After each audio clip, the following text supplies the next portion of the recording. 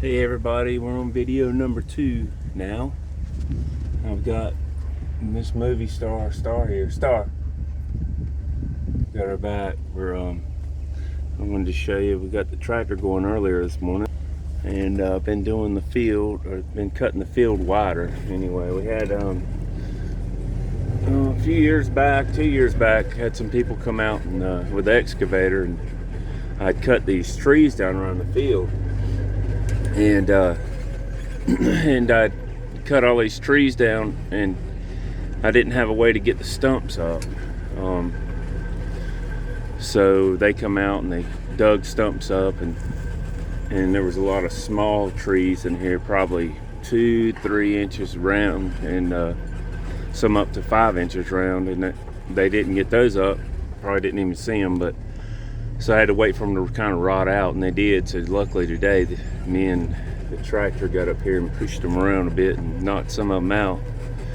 Just expanding the field, got about 10 more feet out of the field, so that was really cool. And today we're just I got to cut this grass and what's in the field down and get ready to do the plots for the corn and the pumpkins and watermelon in the field. So, but I did get some more room here in the field, so that was really cool. And this is the compost pile that I've done for the leaves. I've just been adding to it, for a couple of years, and turning it every so often with the tractor and getting this. So we got some dirt a little bit down in here now, and we use that for planting. Saved a little bit of money on buying some stuff. I want to give a big shout out to Homestead Heart. They use black cow, and I'm gonna probably get some of the black cow dirt and manure dirt and put in here and and mix it, and it'll be good to mix in there. This is our upper field, and out here, so it's going to be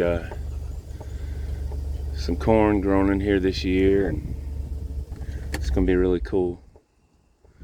It's a beautiful day today. Gosh, it's amazing. Well, that's amazing that we got that much room out of the field, more room out of the field, because just a couple of years ago, I think in 2020 into 2022, it was some trees, small, scrub trees, some sour gum, and I think there was one cedar I took down for the post, red cedar, and some other, trees down through there, and cut all that out and had the stumps dug out and thrown over in the ravine, which is right over there. And and just making her feel bigger. We had at one time, we had wanted to maybe get some horses or some mules, and we never got around to it, and so, but we're not getting any younger, so we kind of changed our mind with that. So now we're just going to use it as some corn and different things like that. And that little fenced in area down there is going to be for, I'll call tender vegetables, like our watermelon. I mean, not watermelon. Our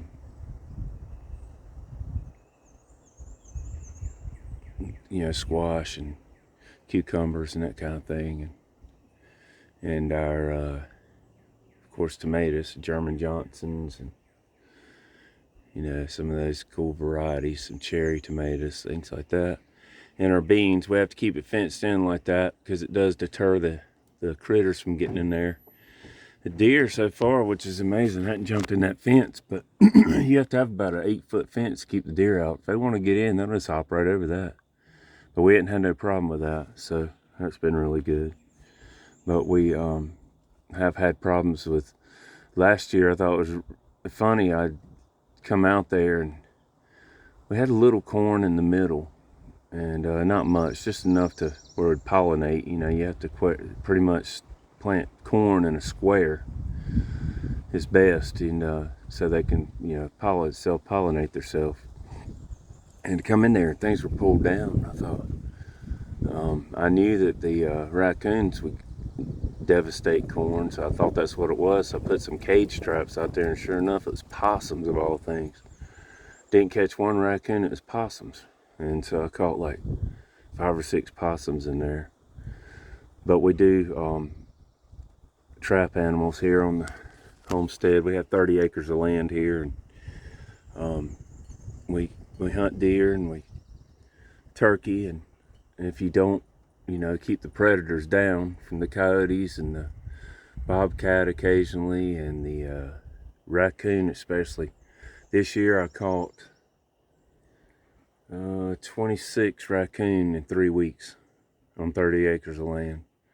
It was just crazy, and they'll devastate a turkey population, and the nesting, and they'll eat the eggs, and the possums will eat the eggs, but the raccoons will kill the little turkeys, and probably even the big turkeys. But we try to keep that population down. We don't destroy them all, but we try to keep them down to a safe population anyway. And plus we have our dog Star, and we have to be careful with her. So we have quite a few coyotes. We've had some red wolves come through here. They let them out here in the Uari. I still have not figured out why in the world they let them out, but they did. And they say that they're trying to build their population up, but they don't need to build it up around people, in my opinion anyway.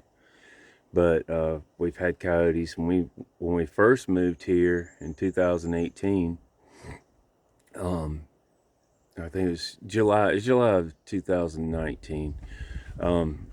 The house had been vacant for about 1.5 years, and we found scat and stuff in the yard, and it's just crazy. And at night, I remember when we first moved here, I'd have to go out and shoot the shotgun because coyotes would literally surround our house.